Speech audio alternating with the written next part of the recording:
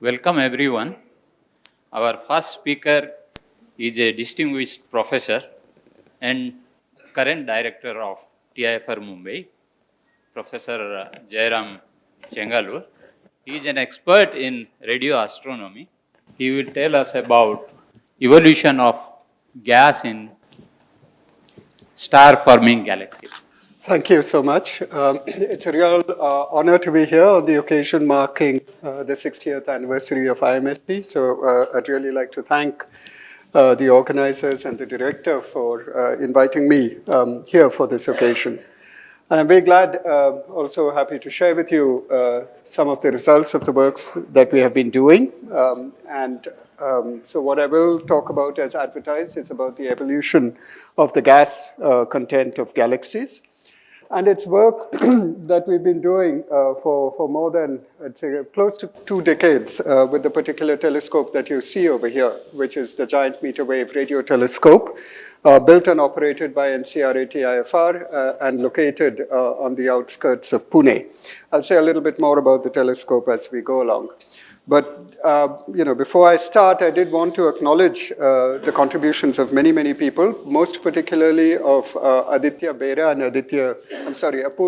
and Aditya Chowdhury, whose PhD theses are the things I'm going to be talking about, and in many ways have done a lot of the heavy lifting involved in this project, and also, of course, Nisim Kanekar, who has been, in many ways, the driving force behind a lot of this work.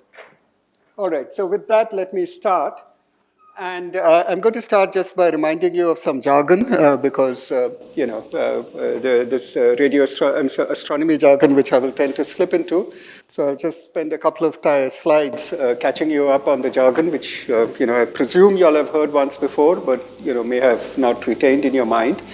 So the first thing I want to remind you of is that light has a finite speed, which we all know, and the consequences of that is that we see distant objects not as they are now, but as they are sometime in the past. So we see the sun as it was 8 minutes ago, the nearest star we see as it was 4.3 years ago, and the kind of galaxies that I'm talking about we see as they were giga years ago. So what we are actually doing when we observe these very distant galaxies is actually probing the evolution of galaxies. So that's where the evolution bit comes in, because we are looking at galaxies which are very, very far away, and consequently, therefore, a population of galaxies which existed at a much earlier age of the universe. Also, because the universe expands, the light from distant objects is observed at longer wavelengths than what it was emitted at, and that is called the redshift. And this is how the redshift is defined as, usually given by the letter Z, which is, there's subscript seems to have vanished in this projector. So it's lambda observed divided by lambda emitted minus 1. So basically the wavelength has expanded, and so you have redshifts which are always greater than 0. So both the distances and the look-back time that we will be dealing with are parameterized in terms of this redshift Z. So an object which is at a higher redshift Z is both further away from us, and also we see it as it was a long time ago. And exactly the exact relationship between the redshift and the distance and the look-back time depends on the cosmological model that you use. And throughout all of this work, we'll use something called the 737 cosmology. So if you're not a specialist in this, it doesn't really matter. It's just that those are the parameters we have used to convert the redshift into look-back time and into distance. All right, I'd also like to sort of set the scene by talking about galaxies, because I'm going to talk about the gas content of galaxies. And, if you asked people on the street what is a galaxy, they would probably tell you it's a collection of stars, which is not wrong. The galaxy is primarily a collection of stars, at least as far as the human eye can see. But if you look at it in detail, galaxies actually contain all kinds of other stuff. We know now, all of my superscripts and subscripts have vanished in this mode. I'm sorry about that. So the Milky Way galaxy has about 10 to the 11 stars. The galaxy, however, has many other constituents. It has dark matter, which is the most dominant matter component in galaxies, which we won't talk a whole lot about today. It has interstellar medium, which is the material between the stars, and that is dominated by atomic hydrogen, which is astronomers call it H followed by 1. H followed by Roman 2 would be singly ionized hydrogen. So this basically is atomic hydrogen called H1. So every now and then I'll say H1 instead of saying atomic hydrogen. And molecular hydrogen, which should be H2. Right? So these are the dominant contributions in the interstellar medium. And in addition, you have ionized gas, you have dust, you have cosmic rays, you have magnetic fields, you have all kinds of stuff in the galaxy. And I'm showing you over here an image of two galaxies in two different wave bands, superimposed one on top of the other. What you see in the black is in the optical wave band, which is telling you where the stars are. So that basically is where the stars in these galaxies are. And what you're seeing in the red contours is where the atomic hydrogen is. And that's an image made with the GMRT. And so you can see there's actually a lot of atomic hydrogen. It is concentrated around the galaxies. I mean, it is concentrated around the stars, but it's also sort of, more widely distributed than the stars in the galaxies are. And similarly, you could image the galaxy in the molecular hydrogen, but I don't have an image to show you.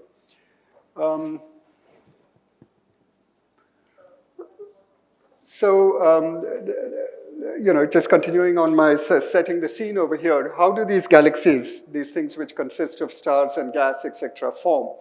There are two ideas which are important to bear in mind over here. One of them is that these things form hierarchically, and that's what's being shown in this merger tree over here.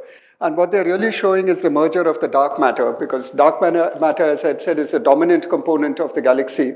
And what it does is, because of its gravity, it sort of collapses into bound structures, and these bound structures then go on one another to form bigger and bigger bound structures.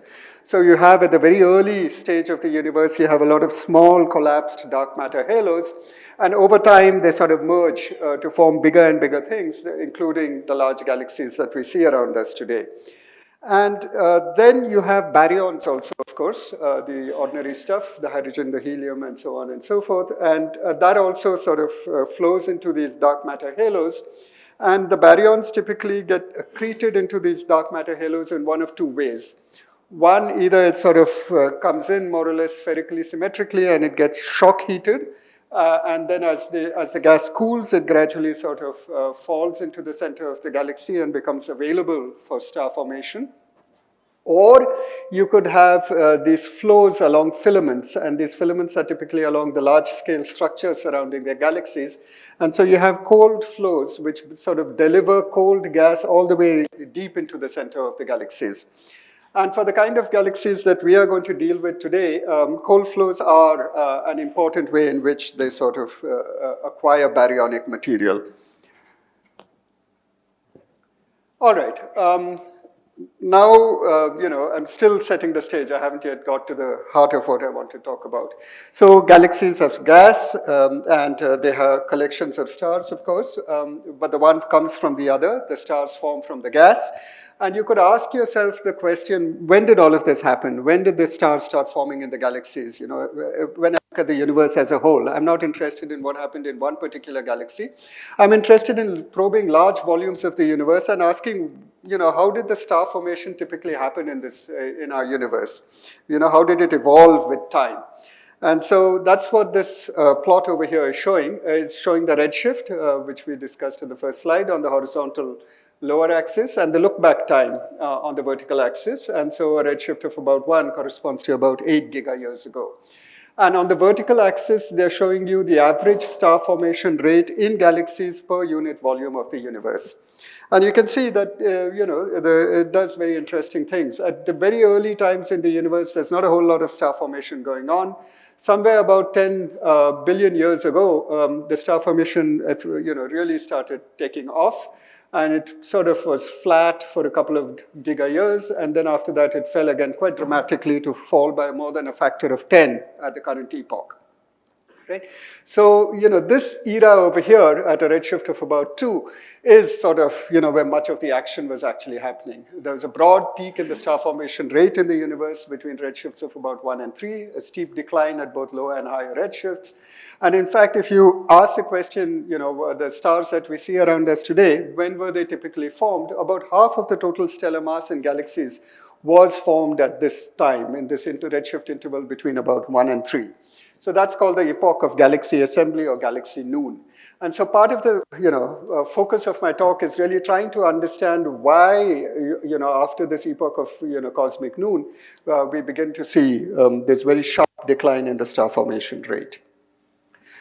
Okay, but before I get there, let me just give you the cartoon model of our understanding of how stars form. They form from gas, of course, but broadly speaking, what happens is that atomic hydrogen cools to form molecular hydrogen. The molecular hydrogen sort of cools further and fragments to form sort of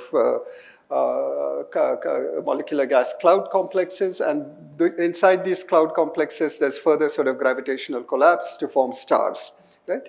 So this is basically the chain, that you start from hydrogen atomic, you get to molecular hydrogen, further cooling into cloud complexes, and then finally forming stars.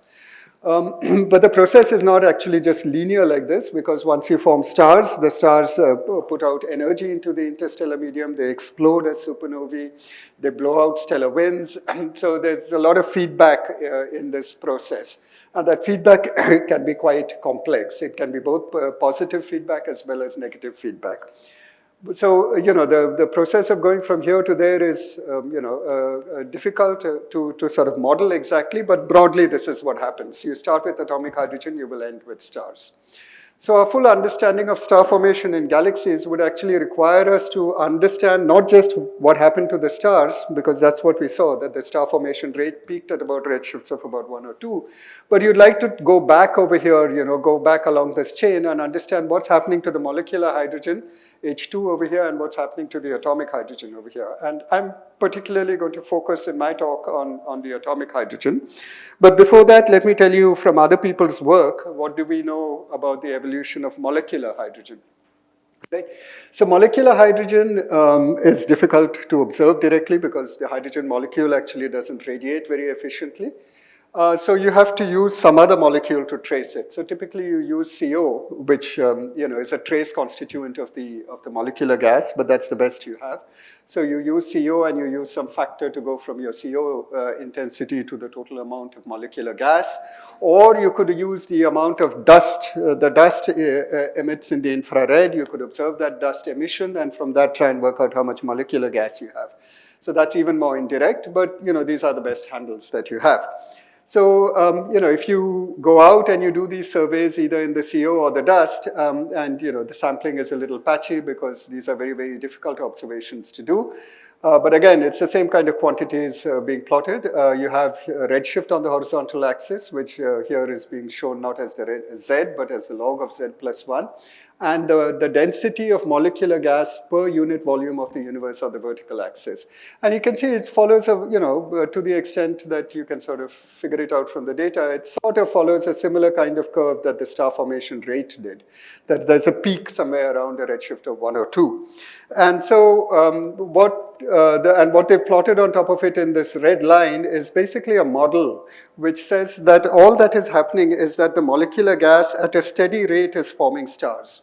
And that steady rate, which is called the depletion time, which basically means that if nothing else happens, in the depletion time, all the molecular gas goes to form stars. So the gas gets depleted in that time. So they say if the depletion time is not varying with the age of the universe, you have a depletion time which is roughly constant of the order of 0.5 to 1 giga-year, that sort of explains the observations. So the molecular gas is basically more or less tracing the star formation rate, and it's just steadily getting converted into stars as the universe goes on.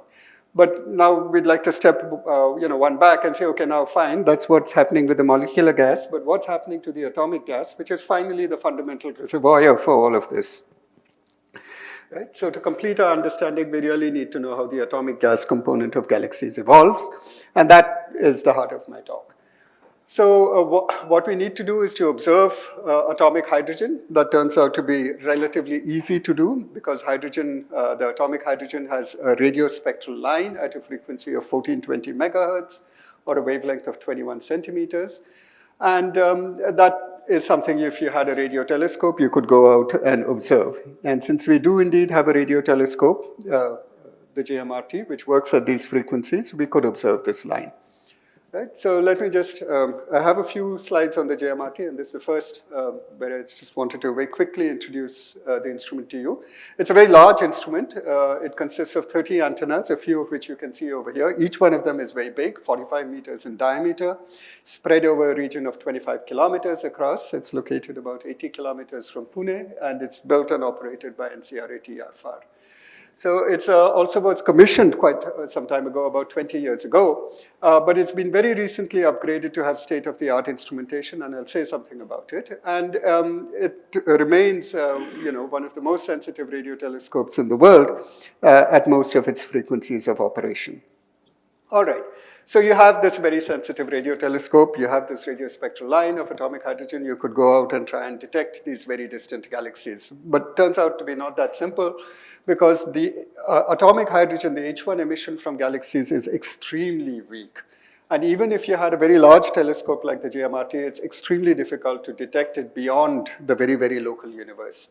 And so the largest redshift at which this line has been detected in a single galaxy is about a redshift of 0.36 with some pretty heroic observations using the Very Large Array in the USA. And you can see that's still not a very interesting redshift. You want to be at a redshift of about 1 if you want to get to the interesting stuff. And with typical state-of-the-art telescopes, you require thousands of hours to detect galaxies at a redshift even of about 0.2. So if you want to get to 1, it's not such an easy story. So what can you do? So what you could do is that you decide that I'm not going to try and detect each and every galaxy I just want to know on the average how much gas is there in galaxies in the universe. So you use the fact that the volume of space observed by a radio telescope. So a radio telescope doesn't observe one point in space at a time. It has a field of view, so it observes a large area of the sky at a time. And it observes a whole bunch of frequencies, not just one frequency at a time. So in depth also, it sort of observes a finite region. And so this volume that you observe at any one pointing actually contains a very, very large number of galaxies. And so even though you may not be able to detect any individual galaxies, you could statistically detect the signal from all of them. And there are multiple ways you could think of trying to do this. The way we do it is relatively straightforward. We use the galaxies for which we know the position and their redshift. We align all of their spectra and we just add them up. And so this is something that, for more than a couple of decades, we've been trying to do with the JMRT. So as I said, stacking requires one to know the three-dimensional position of all of the galaxies to be stacked. You need 2 sky coordinates and 1 redshift, and the redshift also has to be pretty accurate because the line itself is about 300 kilometers per second wide, and if you don't know its position to, much finer than that, if you try and stack it up, it'll just blur out. All right, so as I said, it's something that we've been trying for a couple of decades with the JMRT with limited success. Most of our observations actually just led to upper limits or tentative detections, and there were a whole bunch of work which went into that. And that's primarily because the observations with the JMRT, the instantaneous volume that you probed was relatively small. The redshift interval that we could probe at any one setting of the instrument was quite small. It was only about 0.03 at a redshift of 0.3. And so since the volume is small, it contains a small number of galaxies. And the galaxy distribution in the universe is such that for every large galaxy, you have a large number of small galaxies. Basically, there are many more small galaxies than large galaxies. So if you have a small volume, it's highly unlikely to contain any large galaxies. You'll only have a bunch of relatively faint galaxies in them. So that signal is also fainter. It becomes really difficult to detect. And so I'll just show you, even though they were tentative detections, okay. Well, they've decided, I guess presentation has decided to omit that spectrum. I'm sorry about it, but it was noise. So wasn't a whole lot to see. So basically, we just ended up with upper limits. Although, the upper limits were interesting. But the ability to image a large instantaneous volume would actually make a big difference. And that's what the upgraded GMRT did for us. It gave us an almost completely new telescope. I won't walk through all of the things it did. The main thing that's important for us over here is that it gave us, a new broadband system, 400 megahertz, right from the feed all the way down to the receiving electronics, everything got changed so that instead of 32 megahertz, you went almost an order of magnitude larger. And so you probed a volume, again, which was more than an order of magnitude larger than you could do before. Right? And again, I won't spend a whole lot of time on this. This is just sort of saying the difference that the upgraded to the GMRT made. This frequency on the horizontal axis, sensitivity in some units on the vertical axis. The lower the point is, the more sensitive your telescope is. And all kinds of telescopes in the world plotted over there. The GMRT, after its upgrade, is these pink points over here, and you can see that they are in their frequency range the most sensitive points on this plot, excepting for these stars. And these stars are what is projected to come when the next generation square kilometer array comes along. Right? So until the next generation telescope comes along, which is likely to be towards the end of this decade, the GMRT is the most sensitive telescope you could use to do these observations at these frequencies. Right, so making use of that fact, we then went back and continued doing our surveys, but now we have 10 times more volume. And we did, and I'm going to talk about two particular surveys over here. One of them which used what we call the band 5 receivers, which works on a lower redshift range, 0 to 0.4. And the other was what we call band 4, which works plumb in that range that we are interested in, redshifts of about 1. And these formed the PhD theses of Apurva Bera and Aditya Chowdhury. And so the observations yield two things. We are interested in the atomic hydrogen spectral line, and you get that out of the observations. But it also, for free, pretty much. I mean, not really for free. Somebody has to sit over there and analyze the data, and it's actually, quite backbreaking work. So, thanks to the backbreaking work of Apurva and Aditya, we not only have the spectral line, we also have the radio continuum emission from these galaxies. There are cosmic rays in the interstellar medium of the galaxies. These cosmic rays spiral in the magnetic field of the galaxies. They produce synchrotron, and for a complicated for complicated reasons, the intensity of that emission is actually directly proportional to the star formation rate in the galaxy. So more star formation, the more cosmic rays, and so on and so forth. So there's a straightforward relationship between the two. So that means that we can not only measure how much atomic gas is there in the galaxies, we can also directly measure the rate at which they are forming stars. And all of this we do by stacking the galaxies, both the radio continuum and the atomic gas, because the sensitivity is not adequate to detect any single galaxy. All right, so we used the following two fields to do our observations. So basically, we needed fields in which we knew where the galaxies were, both in angle on the sky and depth along the line of sight. And so we used fields which were had been studied earlier using these optical telescopes in Hawaii by Newman et al. And they had basically done a deep redshift survey called the Deep 2 redshift survey. And it worked very well for us because the survey areas were quite well matched to the GMRT field of view. They had very dense redshift coverage, which meant that you're using your telescope very efficiently. Very good redshift accuracy, so you don't blur out your line when you are stacking things together. You had a lot of ancillary data which allowed you to measure the stellar mass and all of other properties of the galaxy and so on, right? So these people observed a number of fields, and we picked one of these fields called the EGS field to do the survey below a redshift of 0.4, because that was the only field in their survey where they gave you where the locations of these low redshift galaxies. And the remaining fields had actually already been pre-selected to have galaxies only in that redshift range, so we used those for our band 4 observations. So for our lower frequency band 5 observations, higher frequency, band 5 observations, we used the EGS, and for the higher redshift, we used band 4. So I'll show you the lower redshift stuff first. So this basically is the EGS field. It's not really very well suited to the GMRT, but nonetheless, it's the best we had. This is the field of view of the GMRT. So you can see it's only galaxies in a small region of the field of view that we were able to use. But nonetheless, it was a big jump compared to what we could do earlier. So we have in that strip over there, which we observed, we had 445 galaxies, which we could, all of which we had confirmed to be star forming, which we could stack together to detect the spectrum. And we made a very clear detection of the H1 emission. And it was the very first, despite decades of trying by us and other people, it's the first time that there was a statistically significant measurement of the H1 content of star forming galaxies above a redshift of 0.2. And one of the things that we found was that galaxies are extremely gas-rich. So again, I apologize, all my subscripts are gone. This is the hydrogen mass divided by the stellar mass. So, you take the ratio of the hydrogen mass to the stellar mass in galaxies, and you find that the galaxies at this redshift are actually already a factor of 2 times more gas-rich than the galaxies at z is equal to 0. Even though you've gone only a modest look-back time in the past, there's already much more gas than stars in those galaxies than you have in galaxies today.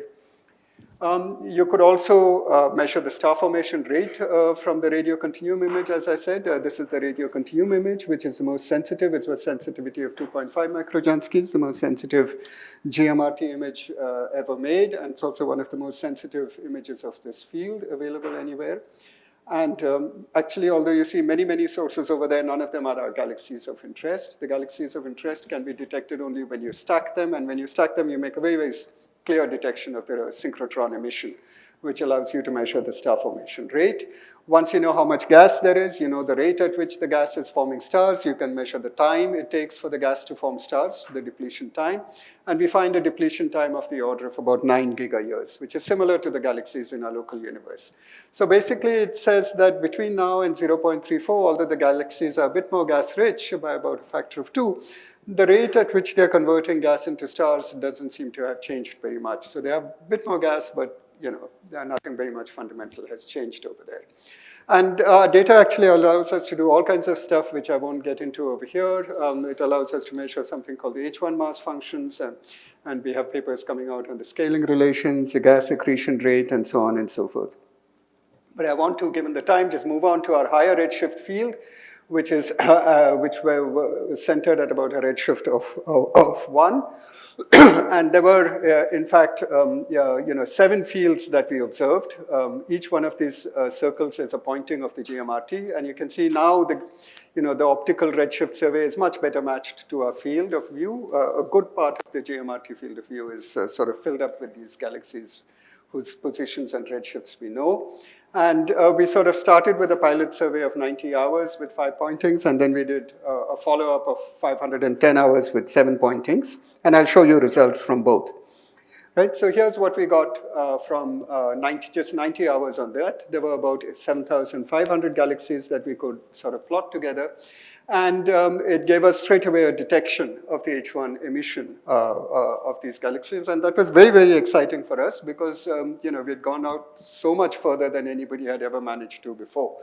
And so one of the first things we sort of measured was how gas-rich are these galaxies. We find they're extremely gas-rich. And in fact, although I won't get into the details of this, the H1 actually dominates the baryonic mass of the galaxies.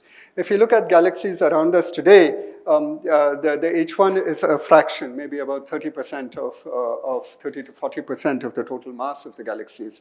By the time you reach a redshift of 1, it's exactly inverted. The H1 is the thing which actually dominates the mass of the galaxies. And that just is sort of the image of the H1 emission from all of the galaxies stacked together to just show you that we do make an honest-to-God detection over there. Yeah, and now we could ask ourselves the questions, now what's happening to the gas? At what rate is it getting converted into stars? And so that's what I'm showing you in this plots over here. We are working basically with galaxies with a stellar mass greater than about 10 to the 10. And although I won't belabor the details over here, basically these are the galaxies which dominate. If you remember, the star formation rate in the universe sort of went through a peak between 1 and 3 and then started falling again. If you ask which are the galaxies driving that evolution is basically driven by the galaxies over here, which we put in this gray band. So those are exactly the kind of galaxies that we are trying to probe. And we also could measure the H1 depletion time, that is the rate at which these galaxies are sort of converting their gas into stars. And we can see it's actually for these galaxies with a mass greater than about 10 to the 10 solar masses, it's extremely short. It's only about a giga-year, right? That's 1/10 of the time between now and then. So if you don't do anything, very quickly these galaxies will completely run out of their primary raw material for star formation rate. In fact, we can do something better than that. We can sort of divide our sample into two redshift regimes, two redshift bands, one of which is here. We can ask how much gas is there in the galaxies which lie pretty much in the peak of the cosmic star formation rate, and compare it with the amount of gas in galaxies at the regime at which it's begun to fall already, right? Because we probe that entire regime in our observations. And what we find actually is that even though this interval is relatively small, it's only about a giga-year, we can actually see a very measurable difference between the amount of gas in these galaxies and the amount of gas in those. The H1 mass of the galaxies between these two redshift ranges actually declines by a factor of 3. Just over that 1 giga-year. So it's basically telling you that what is happening in this regime over here is that the gas accretion is getting sort of switched off. That there's gas accreting over here at a rate sufficient to keep the star formation rate going at this very rapid pace, but it sort of switches off somewhere around this point, and the gas begins to get gradually consumed up by the star formation, and therefore the star formation declines. So it basically implies that insufficient gas accretion is the cause for the decline in the star formation rate that we see. So that brings me to the end of my talk. So I'll summarize. Thanks to the upgrade of the JMRT, we are now in a position to actually make robust detections of the average gas content of galaxies between a redshift of 0.4 and 1.4. Our surveys have already established that galaxies at intermediate redshift are much, much more gas-rich than at Z is equal to 0. In fact, by the time you reach a redshift of 1, the atomic hydrogen dominates the baryonic mass. But the depletion times are very short. This gas is getting consumed very quickly. And we can actually see the effect of insufficient gas accretion driving the decline in the star formation rate. And yes, as I said, there's tons of more stuff coming out from these data sets. So please stay tuned. Thank you. Thank you, Professor Chengalur, for the nice talk. Now, as a token of our appreciation, we would like to give you